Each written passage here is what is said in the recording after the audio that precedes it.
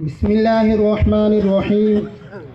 للفقراء الذين أحصروا في سبيل الله لا يستطيعون ضربا في الأرض يحسبهم الجاهل أغنياء من التعفف تعرفهم بسيماهم لا يسألون الناس إلحافا. صدق الله العلي العظيم. قال النبي صلى الله عليه وسلم: كن عالما أو متعلما أو معینا ولا تكن رابعا او كما قال علیہ الصلاۃ والسلام. میرے واجب الاحترام دوستوں، بھائیوں، بزرگوں، آپ سب کو مبارکباد دیتا ہوں میں کہ آپ کا دیا ہوا ایک ایک روپیہ صحیح معنوں میں خرچ ہو رہا ہے اور اس کا صحیح معنوں میں حساب کتاب لکھا بھی جا رہا ہے. اور جب سے مدرسہ بنا ہے ہر سال کی آڈٹ رپورٹ موجود ہے. اس وقت بھی 1999 میں یہ مدرسہ بنا تھا. اس وقت ایک چھوٹی سی مسجد تھی، والد صاحب وہاں امامت کراتے تھے اور منشی عبدالکریم صاحب، میاں ظفر صاحب رحمۃ اللہ علیہ اور حافظ صفدر صاحب رحمۃ اللہ علیہ کے والد صاحب، ان کے ساتھ مل کر مدرسے کی ابتدا ہوئی تھی. آج الحمدللہ 2000 میں 5 کنال زمین نہیں خریدی اور اس پر یہ بہت بڑی عمارت جس میں 16-17 کمرے ہیں اور تہہ خانہ ہے اور اس میں تقریباً 16-17 اساتذہ کرام اور عملہ کام کر رہا ہے. مدرسے کا سالانہ خرچہ پچھلے سال کی آڈٹ رپورٹ کے مطابق 75 لاکھ روپے ہے.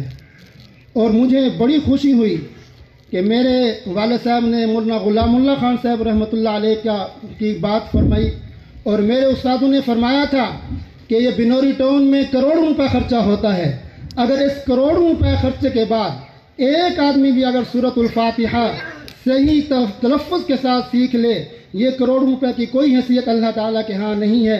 اس سورۃ الفاتحہ کی بہت بڑی اہمیت ہے. مدرسے کا سالانہ خرچہ 75 لاکھ روپے پچھلے سال کے آڈر رپورٹ کے مطابق ہے. اس وقت مدرسے میں جو مسافر طلباء ہیں ان کے لیے جو کھانا پکتا ہے وہ 170 اور 80 کے درمیان طالب علم ہیں جن کے لیے کھانا پکتا ہے. اور مدرسے کا روزانہ کا جو آٹے کا خرچ ہے وہ 70 سے 80 کلو کے درمیان تقریباً 2 من ہے. اور مدرسے میں روزانہ جو دال کا خرچ ہے وہ 4.5 کلو سے 5 کلو کے درمیان ہے.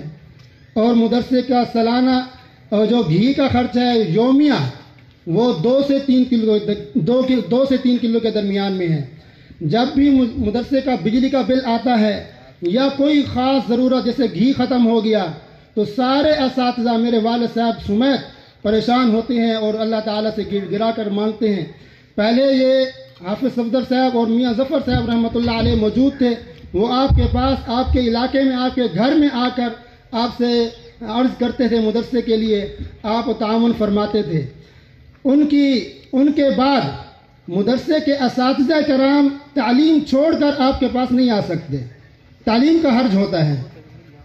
پہلے جب وہ زندہ تھے تو مدرسے کا سالانہ جو گندم تھا وہ پورا ہم وصول ہوتا تھا.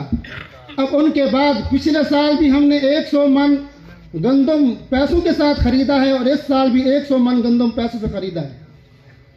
تو آپ حضرات گندم کے سلسلے میں آپ خود مدرسے کو یاد رکھیں. ہمارا کوئی نمائندہ آپ کے پاس آئے یا نہ آئے لیکن آپ مدرسے کو یاد رکھیں، آپ خود پہنچائیں، اس کا ثواب آپ کو ملے گا. اگر آپ نہیں پہنچا سکتے تو مدرسے میں اطلاع کر دیں تو مدرسے کا کوئی طالب علم یا کوئی استاد آپ سے لے لے گا.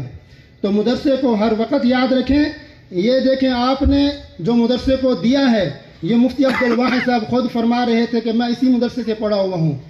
آپ کا ایک ایک روپیہ اس کی تعلیم پر خرچ ہوا ہے اور اس نے دین کا کام پوری دنیا میں کر رہا ہے اور اس میں آپ کا بھی حصہ ہے. جس نے بھی دعا کی صورت میں یا پیسوں کی صورت میں یا صرف محبت کی صورت میں مدرسے کے ساتھ تعاون کیا ہے، اس کا یہ ثواب پوری دنیا میں جہاں دین کا کام ہو رہا ہے وہ آپ کو اس کا ثواب مل رہا ہے. تو مدرسے کو ہر صورت میں یاد رکھیں.